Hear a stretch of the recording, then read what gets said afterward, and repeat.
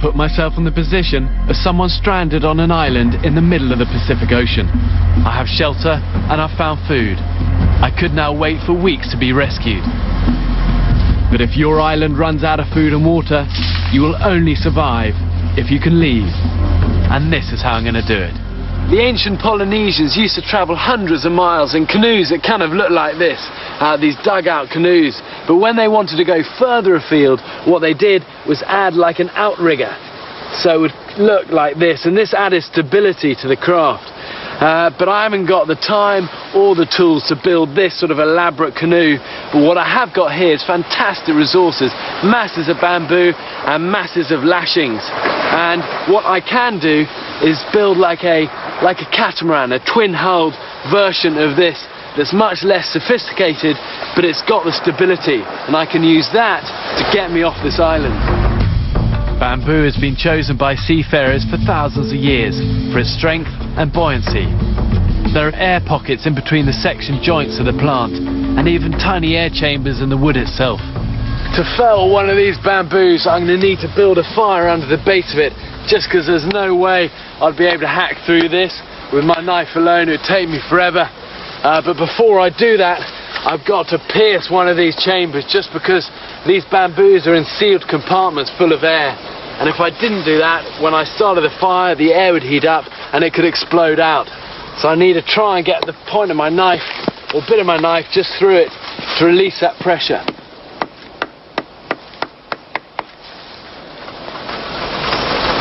This stuff is just so tough.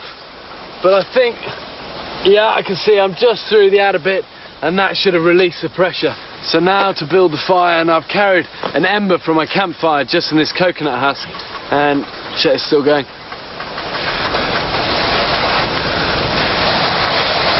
Yeah, okay, that's still alight, and I can use just any of this dead stuff here.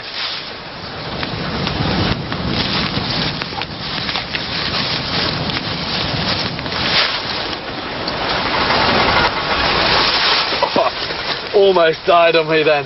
I thought, I can't face walking half a mile all the way back through that jungle to get another ember.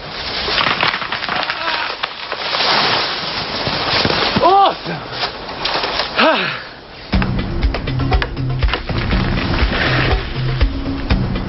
I'm going to lash it all together with the bark of the hibiscus tree. This simple catamaran-like design will give the raft more stability and give me room for provisions. And I just can't wait to get this thing in the water. The deck has to be strong and flexible enough to withstand the powerful swells and waves and lift me above the water, keeping me as dry as possible.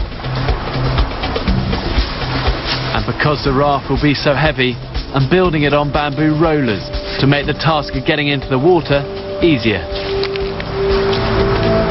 Now I need a sail. Without that, any trip will be at the mercy of the currents.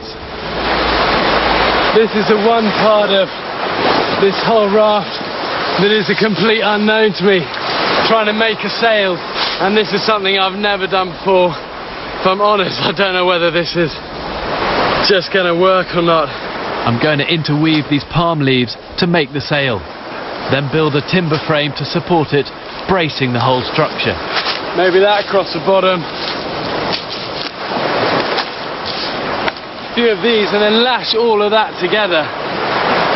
It just might work, but I don't know whether it's going to stand up to the rigours of whatever the Pacific has out there.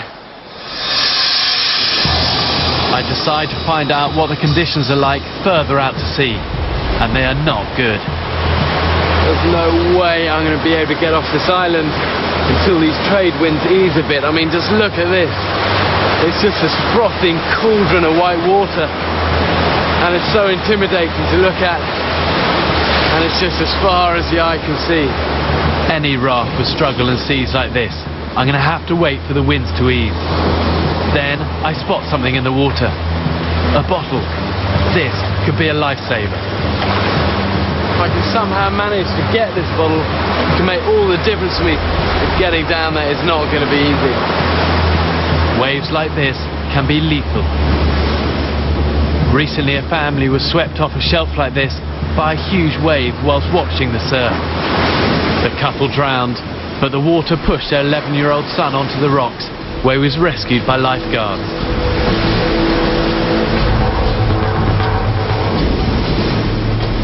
Waves usually have a regular pattern to them. They come in sets of 7 and get bigger throughout the set. So if I'm patient enough and watch the patterns, I can avoid the biggest waves. The bottle has floated into some calmer waters. I'm going to take my chance.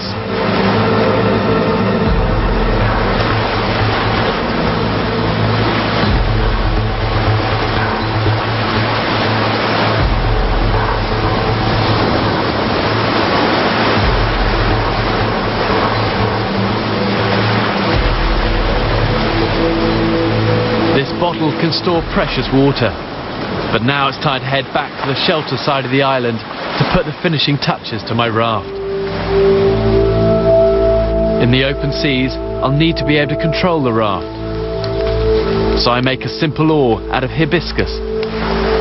I'm threading it together with a fibre for strength. This will also act as my rudder. It's hard, slow work, but it's worth getting right. I just don't want to be at the mercy of the currents.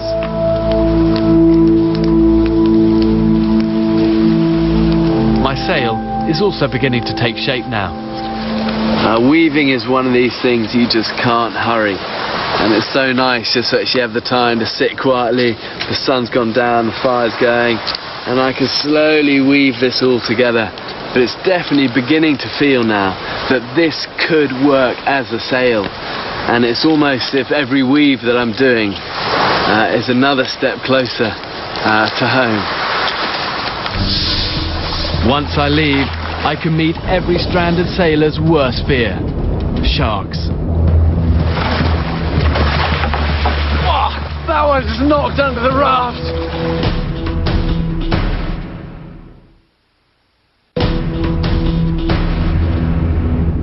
Next morning, it's raining, but that's good news for me. Perfect way to have a fresh shower with all this salt water I'm under. That's much nicer than the salt. When it's raining like this, I really want to try and make use of it and see if I can collect some water. And the best way of doing this, I've just found an old bit of coconut bark. And if I place that in the sand like this, with one of these big leaves, the rain will collect on here, funnel down this and into this, and this can be full. When it's raining like this, just in a few minutes, that's going to be a nice cup of fresh water. In this heat, you should drink at least a pint of water every day. My bottle will only give me 5 days' supply.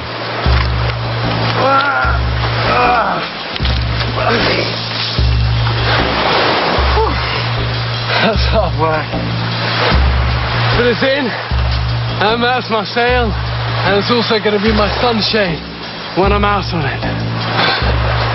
It looks awesome.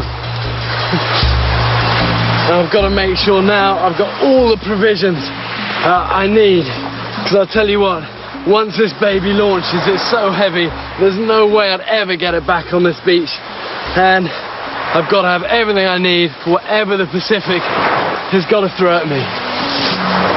As well as water, I'm taking more coconut oil for protection and sand to polish my knife. If I see any ships, I'll use it as a signal reflector.